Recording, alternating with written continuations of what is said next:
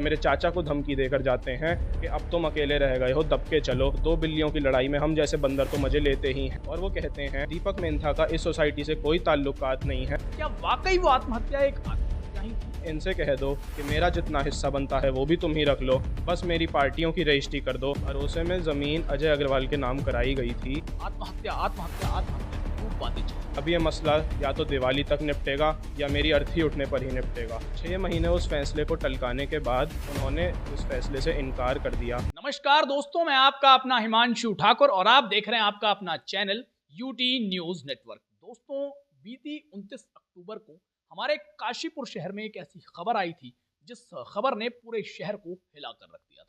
वो खबर थी काशीपुर के प्रसिद्ध व्यवसायी दीपक अग्रवाल उर्फ मेंथा ने अपनी ही लाइसेंसी बंदूक से अपने आप को गोली मारकर अपनी जीवन लीला समाप्त कर ली। इसमें कुछ इस तरीके की बातें भी आई कि आखिर उन्होंने जो आत्महत्या की, क्या वाकई वो आत्महत्या एक आत्महत्या ही थी या फिर कुछ और। इस मसले में आज जो है एक नया मोड़ देखने को मिला है। अब क्या ये नया मोड़ है, क्या इसका पूरा विषय है और क्या इसमें आज के समय में इस केस में चल रहा है, सारी बातों पर विस्तृत बातचीत करने के लिए मेरे साथ दीपक अग्रवाल जी के पुत्र मौजूद हैं। आइए इन्हीं से जानेंगे और आपको बताएंगे कि अभी दीपक अग्रवाल जी की मृत्यु के बाद इस विषय पर क्या क्या चल रहा है। दिव्यांशु, आज आपने सीओ साहब से मुलाकात की है, कोतवाल साहब से मुलाकात की है। आपके पिताजी का देहांत हुआ, आत्महत्या आत्महत्या आत्महत्या खूब बातें चली, लेकिन अब कुछ नया देखने को मिल रहा है कि यह आत्महत्या आत्महत्या नहीं थी। क्या बताना चाहते हैं पापा? मेरे पिताजी के पूर्व पार्टनर अजय अग्रवाल और संजय बंसल, इनके साथ मिलकर मेरे पिताजी 2010 में हरियावाला में एक सोसाइटी, एक रेजिडेंशियल सोसाइटी का निर्माण कर रहे थे। वे इनके पूर्व पार्टनर थे और इन सबकी हिस्सेदारी थी। भरोसे में ज़मीन अजय अग्रवाल के नाम कराई गई थी और वे पार्टियों की रजिस्ट्री करा करते थे, लेकिन कुछ समय से वे बेईमान हो गए थे और वे पार्टियों की रजिस्ट्री करना बंद कर चुके थे। 2022 में इस मामले के ऊपर एक पंच बैठी थी ताकि इस मामले को सुलटाया जा सके तथा जिन पार्टियों को मेरे पापा के नाक से माल बिका था उनकी रजिस्ट्री करवाई जा सके।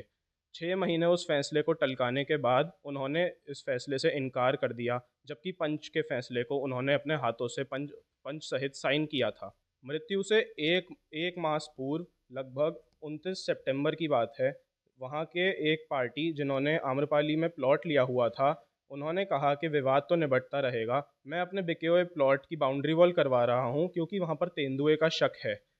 जब वे अपनी बाउंड्री वॉल करवा रहे थे, मौके पर वहाँ पे अजय अग्रवाल और संजय बंसल पहुँचते हैं और वो कहते हैं कि दीपक मेहता का इस सोसाइटी से कोई ताल्लुकात नहीं है और आप यहाँ पे बाउंड्री वॉल नहीं करवा सकते, और बाउंड्री वॉल रोक देते हैं। ये बातें मेरे पिताजी को आघात कर गईं क्योंकि वो सोसाइटी मेरे पिताजी ने ही अपने खून पसीने से सींची थी और आज उस सोसाइटी पे ही ये कह दिया गया कि उनका हक नहीं है, तथा वो पार्टी जिनकी बाउंड्री वॉल चल रही थी वे मेरे पिताजी के बेहद घनिष्ठ थे और वे उनका बहुत सम्मान करते थे। उसके पश्चात पंच के ही 2 मेंबर से मेरे पिताजी ने कहा कि अब मुझे ये मामला कैसे भी दिवाली तक निपटाना है और इनसे कह दो कि मेरा जितना हिस्सा बनता है वो भी तुम ही रख लो, बस मेरी पार्टियों की रजिस्ट्री कर दो, मैं उनको क्या मुंह दिखाऊंगा। उन्होंने उससे भी इनकार कर दिया और कहा कि हमें अभी और विचार करने का समय चाहिए। मैं दिल्ली में पढ़ाई कर रहा था, उन्होंने मुझे फ़ोन पर ये सारा मसला बताया और मैंने घबरा कर पूछा कि पिताजी अब क्या होगा। उनका कहना था कि अब ये मसला या तो दिवाली तक निपटेगा या मेरी अर्थी उठने पर ही निपटेगा। मैं कभी उनके इरादे नहीं समझ पाया कि उनके मन में इतना कुछ चल रहा था। मैंने उन्हें समझाया कि जैसे भी होगा निपट जाएगा, लेकिन शायद उनका मन बना हुआ था। 21 अक्टूबर, लगभग निधन से एक सप्ताह पूर्व, संजय बंसल ने वहाँ उस सोसाइटी में एक थर्ड पार्टी की रजिस्ट्री और करी थी। पिताजी की नॉलेज में ये बात उनके देहांत से 3 दिन पहले आई थी और वे इस बात से और आघात हो गए कि हमारा मामला तो निपटा नहीं रहे और थर्ड पार्टी को खुद से माल बेचकर उनकी रजिस्ट्री कर रहे हैं, इसलिए शायद उन्होंने यह कठोर कदम उठाया। डेथ के तीसरे दिन से 10वें दिन तक पंच के मेंबर आशीष गुप्ता ने हमें झूठा आश्वासन दिया कि यह मामला अब मैं निपटाऊंगा और दीपक मेरा भी भाई था, परंतु 9वें दिन वे आकर मेरे चाचा को धमकी देकर जाते हैं कि अब तुम अकेले रह गए हो, दब के चलो और भूल जाओ कोई फैसला, और दो बिल्लियों की लड़ाई में हम जैसे बंदर तो मजे लेते ही हैं, कहकर चले गए। उसके पश्चात पुलिस ने एक SIT गठित करी जिसने अपनी जाँच करी, हमारे पंच के और हमारे घर वालों के बयान लिए, परंतु 1 मास से पुलिस की तरफ से भी थोड़ा कम एक्शन दिखाई दे रहा है। वे मामले को थोड़ा सा सीरियस नहीं ले रहे हैं, ऐसा ऐसा प्रतीत होता है। हम एक निष्पक्ष जांच की दरकार करते हैं और जल्दी से जल्दी एक्शन लिया जाए, इस बात की आशा रखते हैं, क्योंकि वे आज भी डिस्प्यूटेड माल की, जिसकी पुलिस इन्वेस्टिगेशन कर रही है, उस माल की भी धड़ाधड़ रजिस्ट्रियाँ करे जा रहे हैं और प्रॉपर्टी का लगातार डाइवर्जन कर रहे हैं। कुल मिलाकर मतलब आपके पिताजी ने जो अपनी आत्महत्या की, अपने आप को गोली मारकर जीवन लीला समाप्त की, तो इसमें आप कहते हैं कि उनके कुछ पार्टनर्स जिनके साथ उनका पुराने समय से संबंध था, व्यापारिक संबंध भी था और पर्सनल भी था, कहीं ना कहीं वो आपके पिताजी की मौत के जिम्मेदार हैं। जी, मैं उनको ही इस मौत का ज़िम्मेदार मानता हूँ। यदि वे ये रजिस्ट्री कर देते तो आज एक शहर का सम्मानित व्यक्ति, जिसने समाज के लिए ही अपना जीवन जिया, वो हमारे बीच मौजूद होता।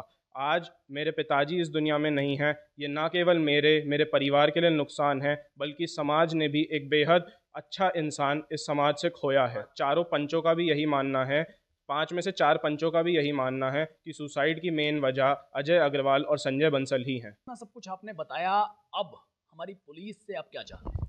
पुलिस से मैं बस एक सिक्योरिटी चाहता हूँ, क्योंकि क्योंकि अब हमने इनके नाम लिए हैं, तो कहीं ना कहीं हमारे परिवार और हमारे व्यापार को इनसे खतरा है, और अब मेरे पास खोने के लिए भी और कुछ नहीं बचा है। बेहद मार्मिक अपील है दिव्यांशु की। ये सुपुत्र हैं दीपक अग्रवाल उर्फ मेंथा जी के। इनका कहना है कि एक तो पुलिस हमारे और हमारे परिवार की सुरक्षा की जिम्मेदारी भी ले, और साथ में मेरे पिताजी को, स्वर्गीय पिताजी को न्याय दिलाने के लिए प्रयास पुलिस तेज करे, क्योंकि इनका स्पष्ट कहना है कि मेरे पिताजी की जो आत्महत्या थी, वो प्रत्यक्ष या अप्रत्यक्ष रूप से आप कह लीजिए, वो आत्महत्या नहीं थी, वो एक सोची समझी साजिश थी, जिसके तहत मेरे पिताजी आज हम सभी से दूर चले गए। फिलहाल इस पूरे विषय को लेकर के आप लोग क्या सोचते हैं, क्या आपको समझ आता है, कमेंट सेक्शन में लिख करके जरूर बताएं। धन्यवाद।